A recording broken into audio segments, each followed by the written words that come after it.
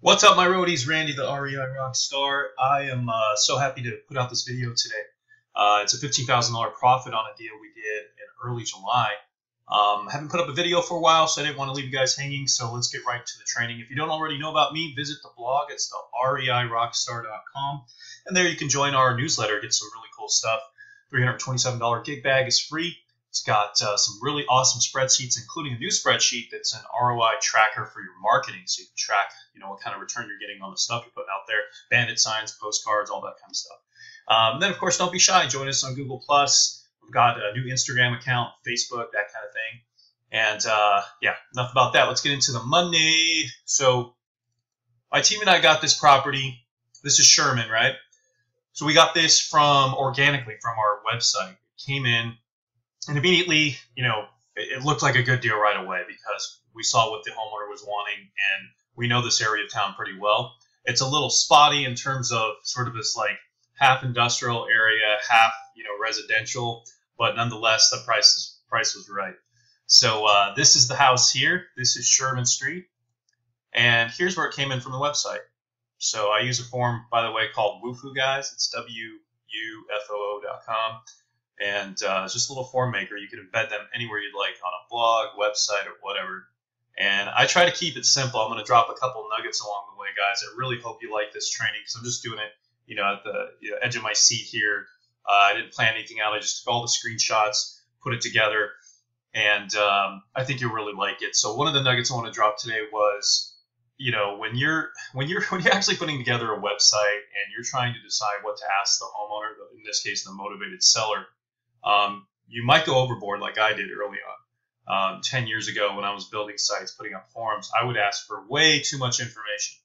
And what you have to understand is people, they make their decisions quick. So it's 1, 2, 3. If it doesn't meet my need, I'm going to move on. So at one point, I think my form was like 10 questions, like just overkill. Not only was it, how do we get a hold of you, name, address, property, email, but it was other things like, why are you selling? What do you think the home is worth, and all this stuff? And all that should actually be saved for a conversation.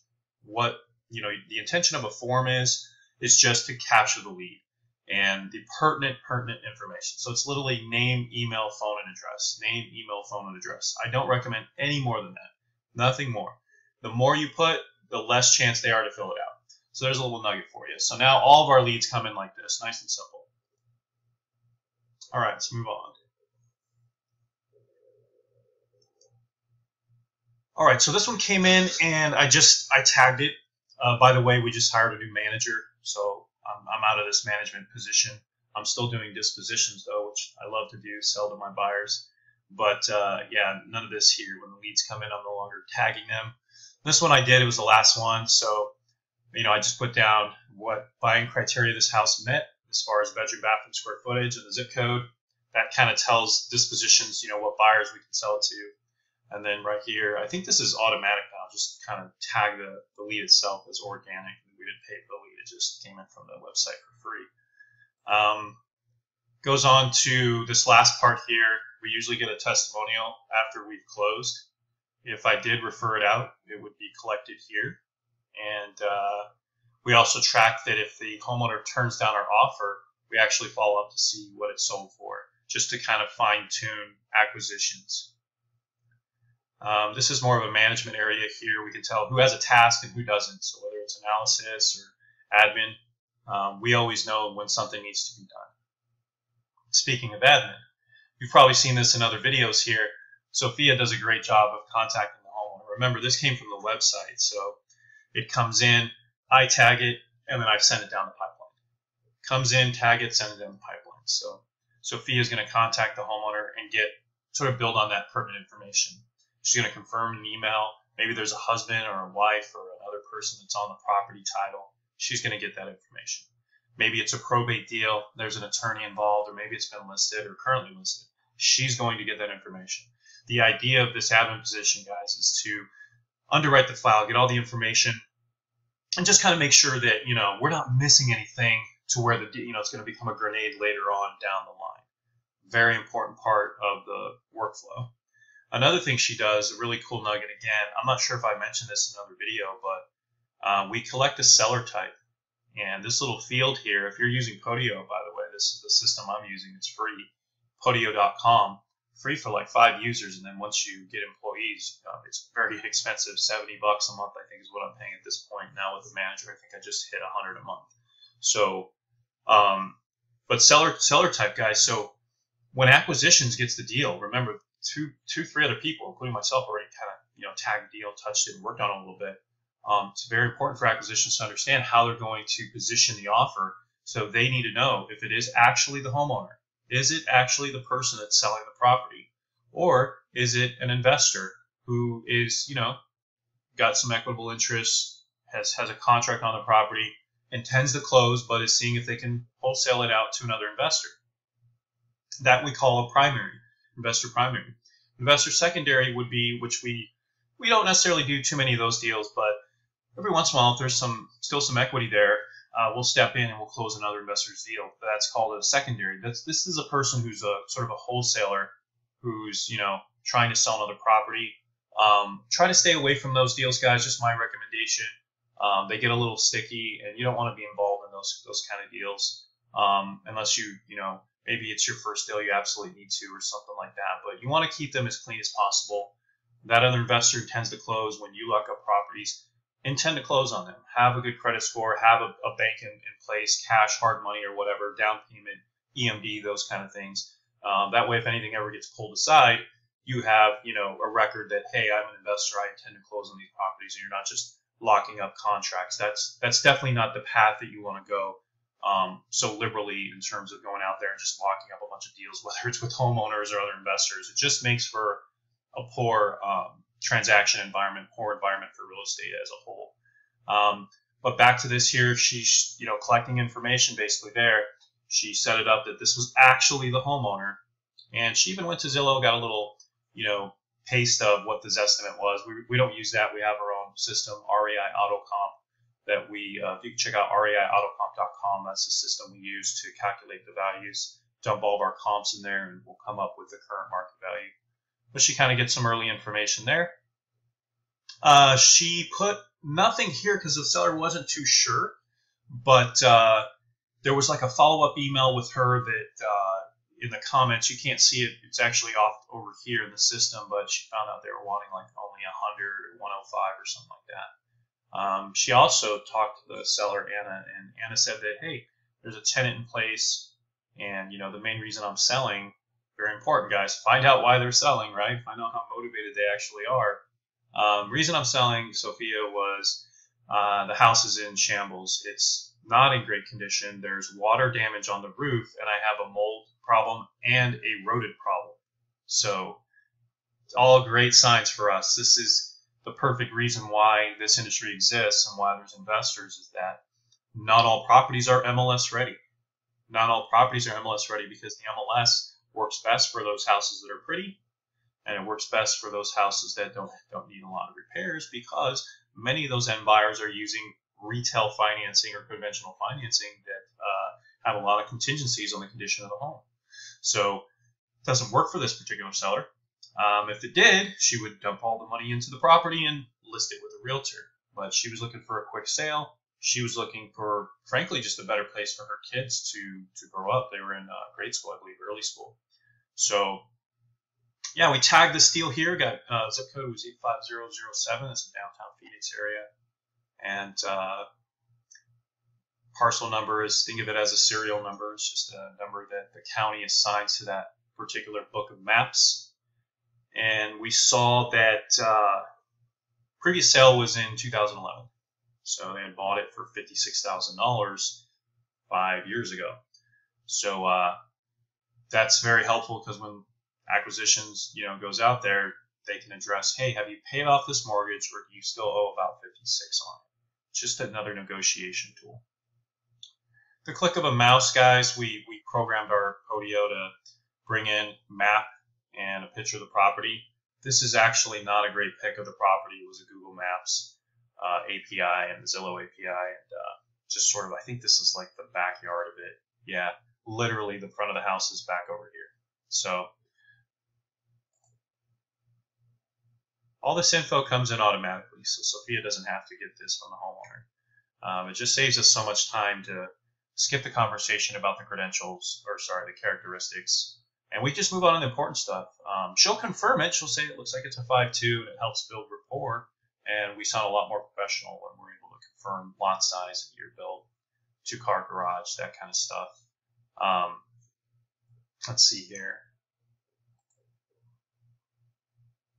All right, this finishes up, talking to the homeowner about characteristics.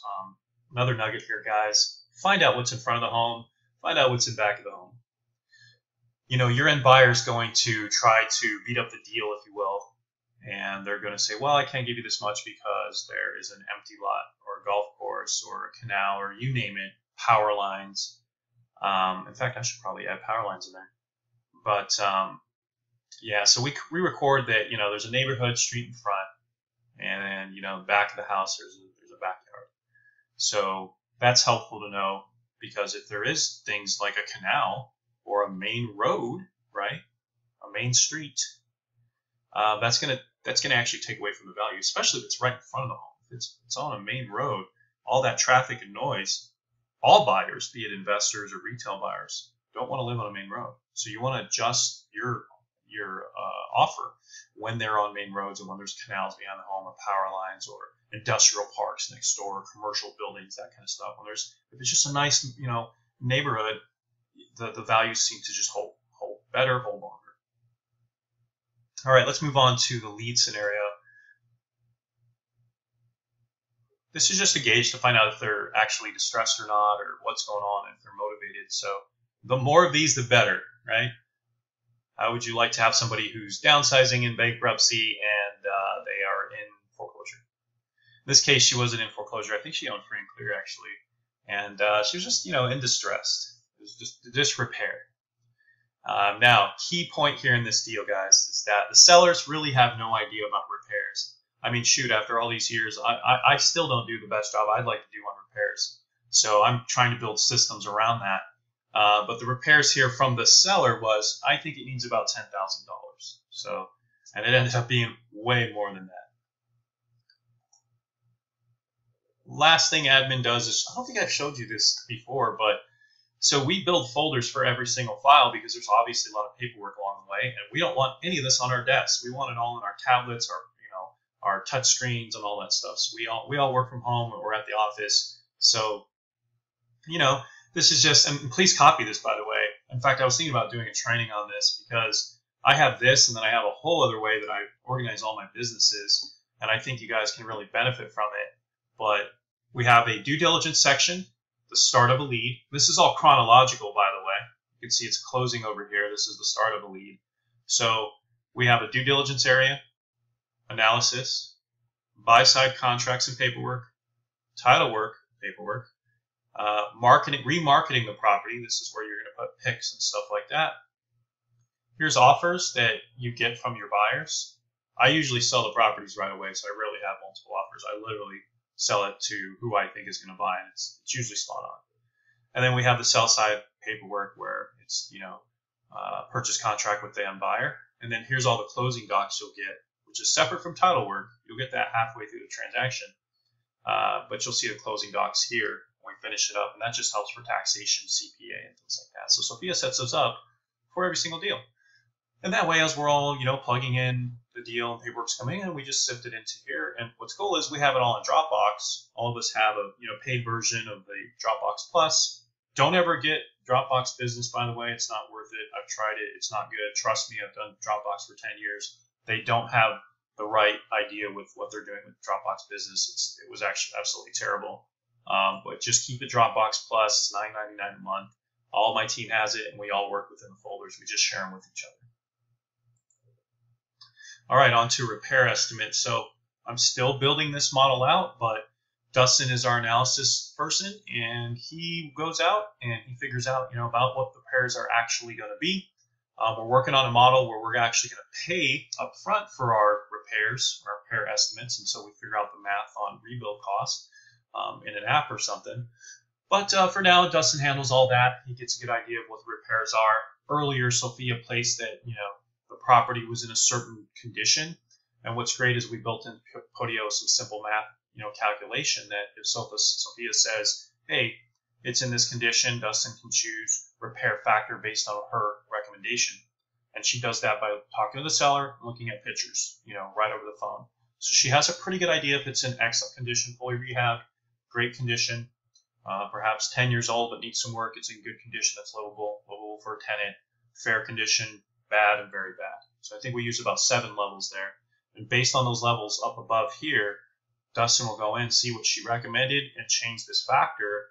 And we use a calculation, I believe, on the ARV or the current market. Don't quote me on that, but we use a factor here that will calculate the repairs. And it's pretty spot on. I'm actually very surprised, separate from REI AutoComp, how spot on these repairs are most of the time. In this case, remember, we went off of what the seller was saying to Sophia and the pictures. There was only one picture online, so we really couldn't see inside. And the seller, although she said, yeah, there's some mold and a rodent problem, we weren't expecting it to be that bad. So this is actually great condition, I believe, or good condition. We were going to do 19 grand in repairs. So we're actually expecting to go out and do like a simple tile carpet, paint, a brand new kitchen, really make it pop inside. ARV, good to go, boom. But it ended up being a lot more than that. So you'll notice that when we get to our offers page, we actually adjusted that quite a bit. All right, so Dustin goes out. He runs the software. It looks like this. So this we can see a homogeny, which is a comparison between the subject property and other houses in the area. The blue line represents our home. You can tell it's bigger than most of the other homes. It's lacks a little bit in bathrooms. There are 2.5 baths, and we got a 2 bath. Here we have a little bit larger square footage than average, which is cool. A little bit less on the lot size, but relatively the same year of everything else. So we use this both ways, guys. We use it towards the seller, and we negotiate, and we say, hey, look, you have less bathroom or less this, less that. I know that's a poor example, but you get the idea. And we use it on the buyer side too. Well, we have one more bedroom, Mr. Buyer. We have more square footage or whatever it is. All right, so, and this tool, it's very intelligent. What we did here, you can see the subject property was 2,148 square foot. And if you just kind of eyeball it down here, there was only one other property down here that had that much square footage. It was actually a distressed property, but it had a larger lot. But the point I was going to make is you can see the average of these 2 rehab properties was only 163. And so when Dustin was doing the analysis, he's trained to say, well, I see here that, ARV is about 165, right? 163, 165, because these houses that are in nice condition, similar bedroom, bath, and sold recently and less than a half mile away are smaller than the subject property. So what the software does is it adjusts for that by taking the hard, price per square foot, which is taking this number here and multiplying it here. It's 104 square foot on average, and multiplying it here to get this number, 222,000 ARV. We're in the after repair value section. So what it does is it actually blends the average and the price per square foot to give us a better idea of what our ARV as a 5-bedroom that's bigger than these 2. Hopefully that makes sense. Again, all we're doing is we're saying, here's 2 fully fixed-up properties that are smaller in bedroom and smaller in square footage, living space. So we're going to try to adjust from 163, the average of these 2, up to what ours would be. So we're putting this ARV at about, 190 to 200 grand if you do the right amount of repairs. And not the 19,000 we saw.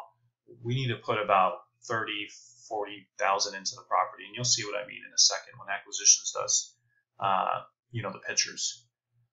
All right, so the same thing happens here. Everything I just explained here applies to the current market value. As far as adjustments and all that, it was worth 132 in current condition, minus out 40 in repairs easily. So right away, we're thinking, gosh, over the phone, we were going to do 105, and that just changed down to about 90 grand.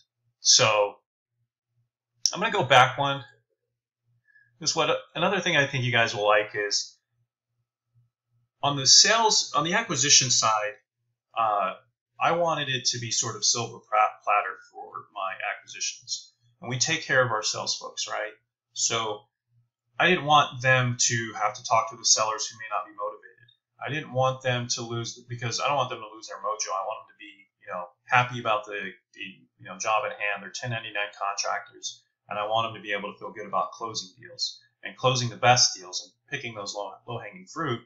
So, their close rate's much higher, and they actually feel good about the position that they're in. And the only way to do that is to have, all that stuff I just showed you Sophia did, plus to have Dustin do just as many things. I don't have my acquisitions guys messing around too much with values and, characteristics and all these mundane things. They're salespeople. They need to build rapport, get a contract.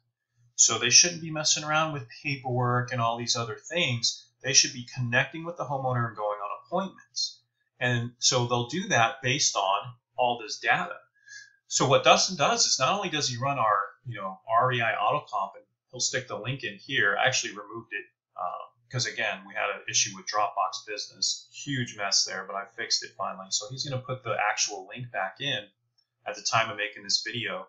But he'll put that in there, but he also gets a lot of other things. He'll get the rent rate. So he'll use something like rentometer.com or Rent Range. Rent Range is awesome, by the way. It's a paid service. Go check it out. It's very comparable to REI AutoComp, but it's on the rent size. That's rentrange.com. Paid service. You can buy credits. And he'll actually attach the rent rate so we can take a look at capitalization rate and return on investment in terms of a long-term hold. This property didn't meet that product at the top of the lead. If you remember, I put a 100. That represents a fix and flip in that zip code. So here, he places it in there anyway, and he finds out what other properties we could have bought or that are on the market right now, either on the MLS or on other websites, that are also 4 or 5 bedroom, 2 bath in that zip code within a mile. All of that helps out acquisitions. Huge nugget right there. All of that is information that my acquisitions will have when they call the seller at their fingertips. So by the time they've talked to Sophia and a couple hours passes later that day or the next day, however long it takes to get the analysis, sometimes there's some more comps that are needed, some more data needed, but usually we strive for the same day. Imagine getting a phone call and you're the seller, how professional it looks to talk to the acquisitions and say, hey, love the property. I see here that's worth this currently. I see, this property's listed over here on 123 Main Street. I see there's a commercial building next door. All of that just is going to make us separate, stand out for our competitors. So I like to say we're our only competitor. We want to be the best we can be, and that's why we put all these things together. We want to make our homeowners satisfied. We want our internal customer, our employees and partners to be just as satisfied. So I make this job easy for everybody. Easy to be your best, right? So finally, Dustin placed in the ARV. He thought it was about 192. Got that from the software, right? I think it's 190 to 200 grand. Currently worth 130 minus repairs, worth about 90K. There was the report. Oh, by the way, my little deal's in the way here, but what's really cool is after we do all this calculation and we come up with the offer, you'll notice that a lot of times our actual maximal level offer is near the distressed market value. So it's just great to see that our number is close to what other investors have paid, if not less than theirs, contingent on the condition of the home. So I use the DMV, by the way. You'll notice I don't bring it up too much. I use it as a marker. I use it as a litmus test to find out how close we are to other investors, and if we're getting a good deal. And I do that for both solds and listings. If I see solds at 150 and ARVs at 200, and I see listings at 140 to 190, and I'm picking something up for 75, you better believe I got a good deal, considering the only other factor I have to consider is repairs. So we have all variables covered except for repairs until we go on the appointment. And I'll show you how we handle that too. All right, offer widgets. These are all widgets that automatically calculate, guys. Again, if we take over payments on a home, we're actually putting one together right now on a townhome. But we're able to see the effective discount based on the current market value. We can see if we fixed it up, put a tenant in there, what type of cap rate we would get. This property does not meet the criteria for a buy and hold. One, it's in a poor area. And two, even though that looks like a promising capitalization rate, it would cost you 40 grand out of pocket in a month or 2 or 3 on the marketplace to find that tenant. So no, it's not going to make sense to be a cash flow in your portfolio. So let's move on. Again, these all fill out themselves, and we rarely use that because we're in a mode where we're just fixing and flipping, rehabbing, and wholesaling properties to others. So Josh, now we're stepping into Josh's realm. Josh actually picks up the lead, he tags it, and acquisition says, well, I'm going to do something for the seller. I recommend you guys do this too, is on every deal, whether the homeowner says it or not, try to figure out a current market value and actually calculate what they would net if it was on the market. So what I'm saying is that you're going to go ahead and say, hey, you know what do you need to get for this property, or what do you think it's worth? What did it appraise for? When you listed it, what did you list it for? Get a number and put that number in the retail asking price. You can have it in Podio or you can do it on a calculator. It's very simple to do. The idea is to say, okay, well, if you're going to go ahead and list this property today, before I'm going to tell you our offer, I'm going to show you about what you would net and how long it would take and all that. So there's 6 other properties on the market. There's a good amount of inventory. It's going to take you a good month or 2 to find a good buyer who, by the way, may or may not be able to get financing. It may fall out at escrow. That's why you're calling us, right? But if you sold it for 105, chances are most buyers right now in that area are not going to pay full price. They're going to hit you at 100 to 102. At that amount, here you can see that calculated 103,000. So Mr. and Mrs. Seller, after you pay commissions of 6,300 and holding costs, closing costs, all of that, you're going to net about 94 grand. 94 grand in the next 4 to 6 months. Do you have that amount of time? No, I don't. And by the way, that's 94,000 with repairs. That's with you forking out all the money for repairs. You said it was about 10 grand. We're actually calculating it conservatively at 20. So really, you will have paid 20,000 repairs just to get this 94 grand. So, do you have that time? Do you have that amount of money? No, I don't. And I don't want to net, not 84,000 or 74,000 with having to fork out that amount. So once we put that, sort of primes them, for, bringing them down from whatever number they had in their head or a lack of numbers, right? Because some of them have no idea. They're just like, you tell me. And it's funny, even though they have no idea, don't underestimate them. They'll still bark at that number, whatever first number you put out. They're still going to bark at it, even if it's a good deal. So it's funny. That's why you're more inclined to kind of be on the low end, because most people say no on that first one, or I'm going to talk to somebody. There's always this objection. That's another training, guys. But that's what the point of having that calculator is, a retail calculator, so we can prime them for what's about to come. So once he's primed them, that helps us with now the soft pass. So remember, acquisitions can see everything that the admin did and everything analysis did, and they're just ready to go. So they say, listen, I know you think it's worth about 105. What do you think it would be worth fully fixed up if we decided to buy it cash and put the 20 to 25 into it? Well, I think it'd be worth 120, Josh. Okay. So what's the least you can take, all cash, considering that, it needs 20 grand in repairs, blah, blah, blah. And he actually got a number. He got 80,000 from her. All right. So that's a big difference, guys, from 105 to 80,000. This is going to determine whether or not he's going to book an appointment. And he did. He booked the appointment based on that because he knew that at 80 grand, we're going to make about $10,000. We were planning on selling this for 90 to 100 grand. Do the math. 90 to 100 grand. Put 20 to 30 into it, sell it for 200. That's a pretty good profit. Pretty good profit. So, in terms of the appointment, and I'm actually going to skip this part here because this actual data came from, the appointment.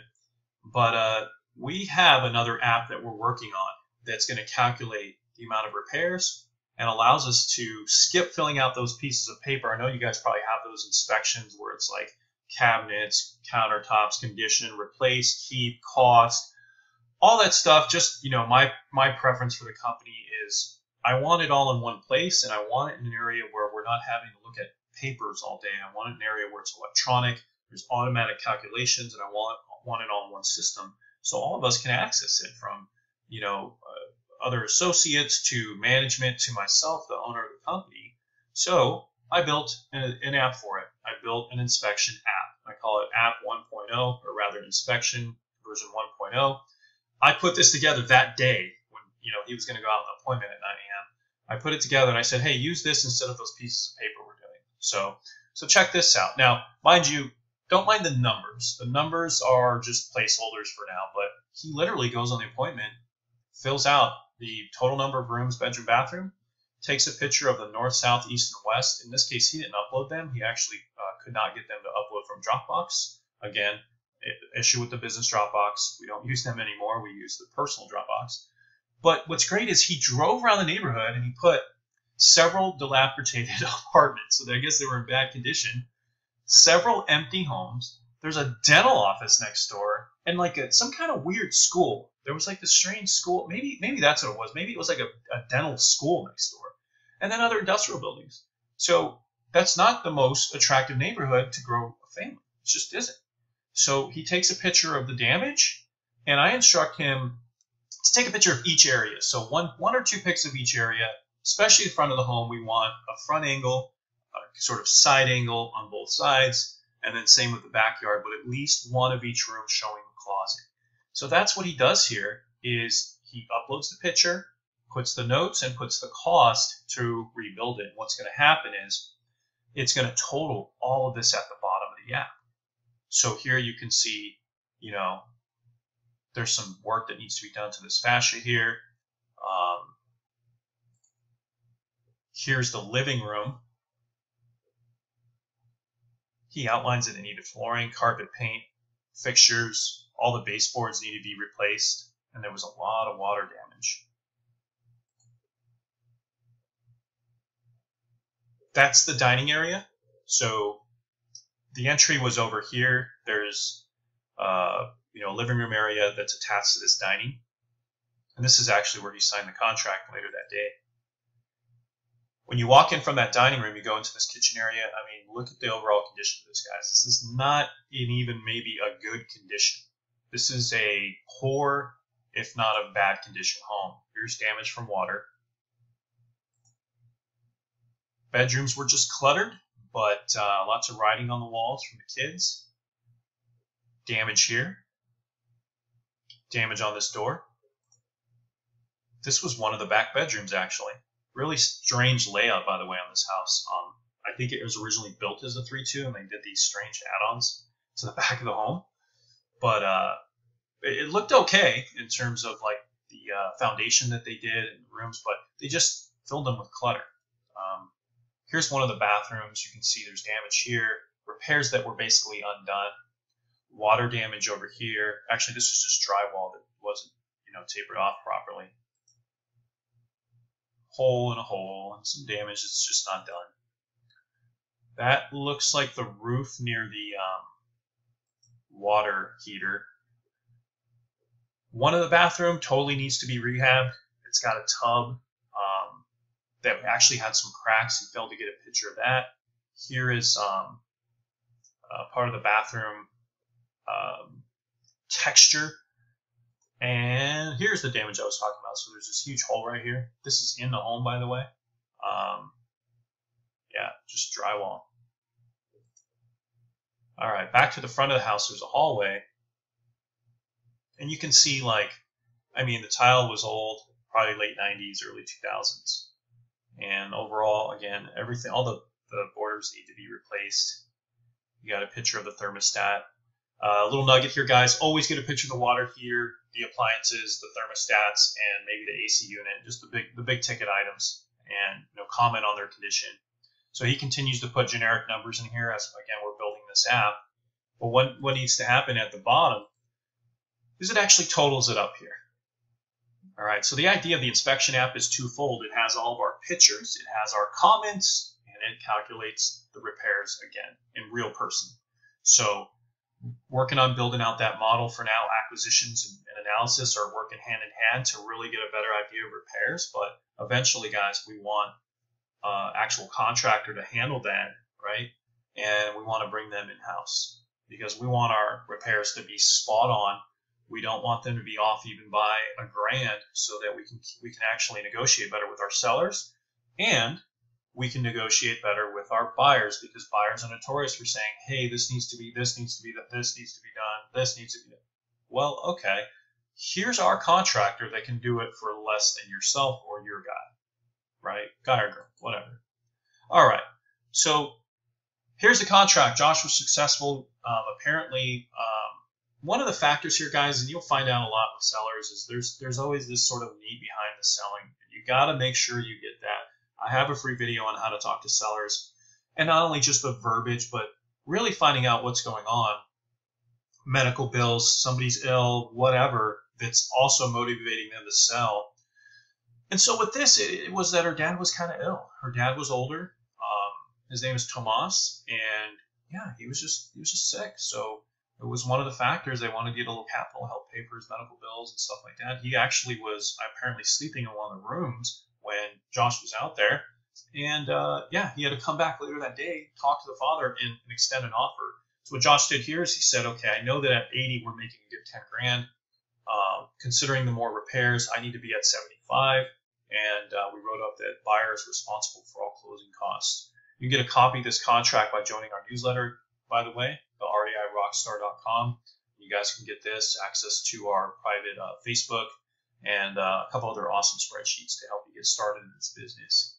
We're not taking subject to any equity, any other payable items. We just place in the address of the home, the mailing address up here, address of the home, my corporation, purchase price.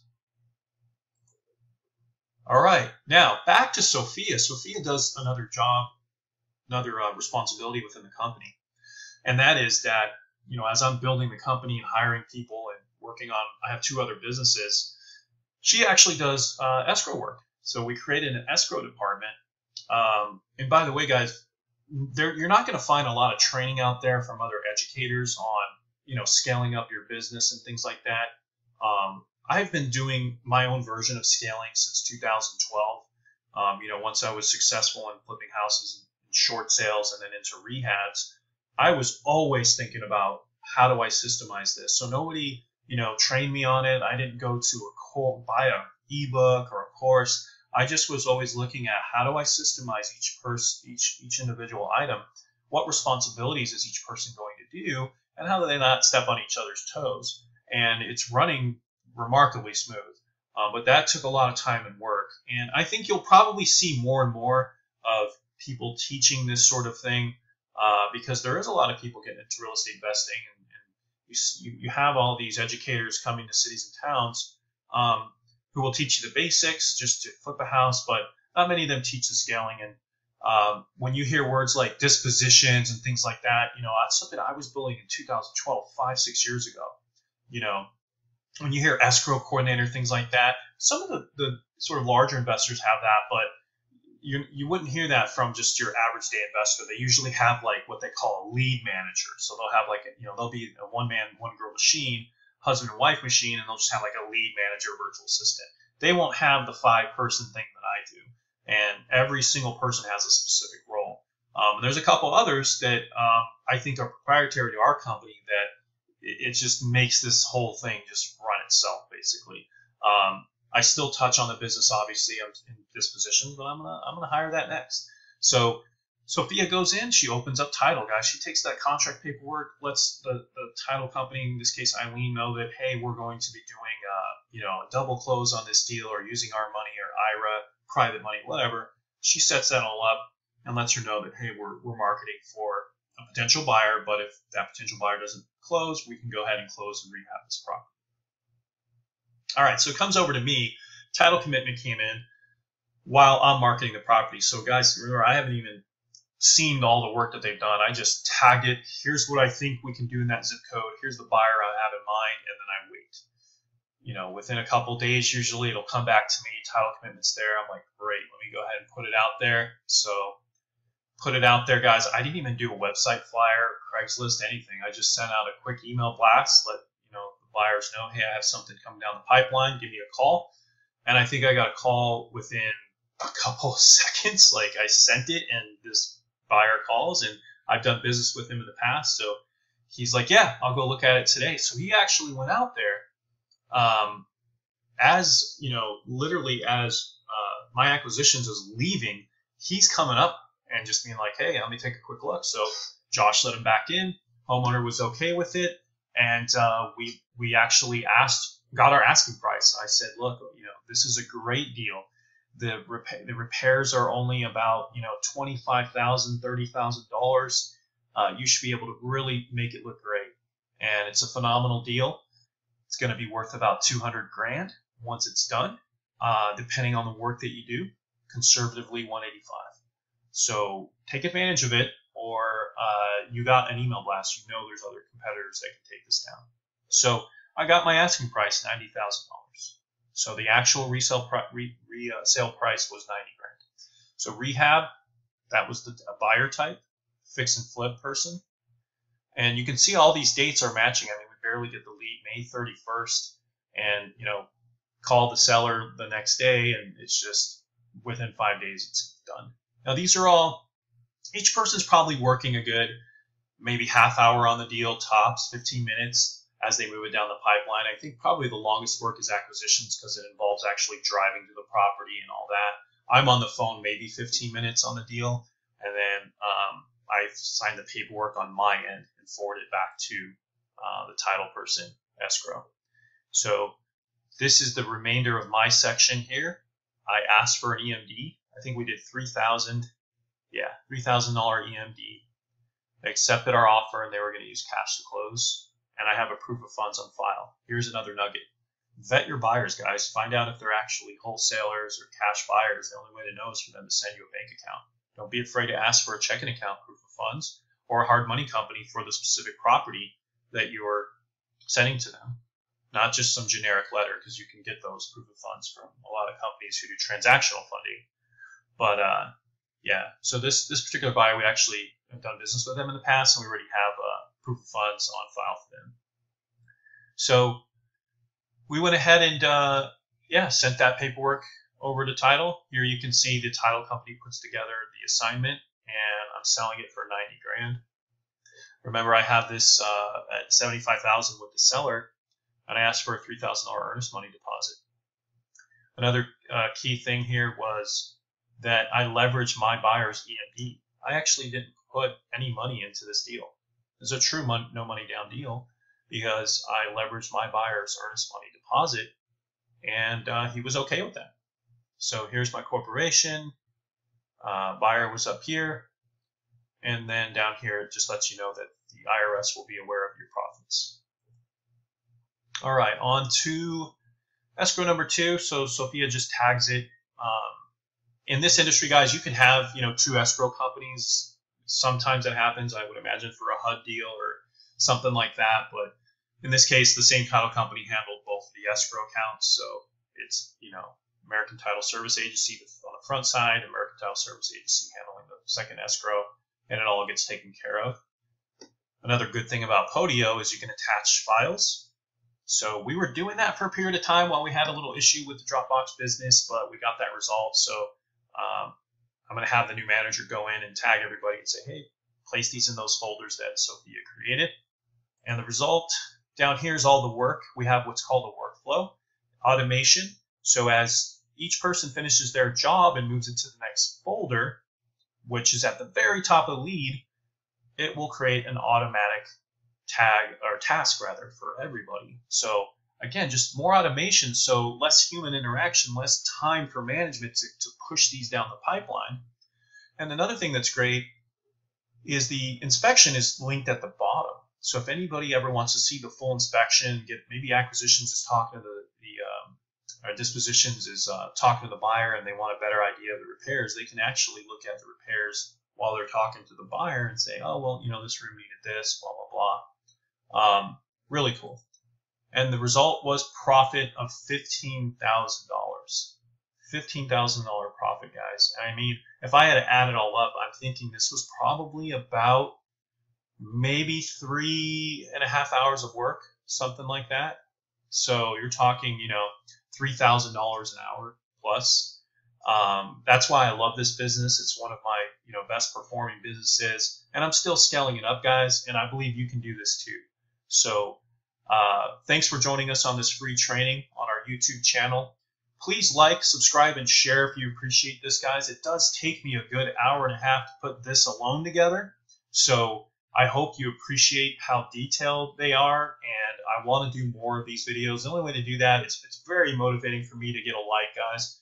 There's so many channels out there in terms of real estate, but I like to be unique in showing the real content and just the real things and not all the fluff. So like, share, and subscribe. I say don't forget to floss, right? So follow, like, opt in, share and subscribe, and leave some comments under the video. I'll also have this on my website too. So if you're looking at this on my website, throw us a like, or visit us on Facebook and give us a like on the REI Rockstar page.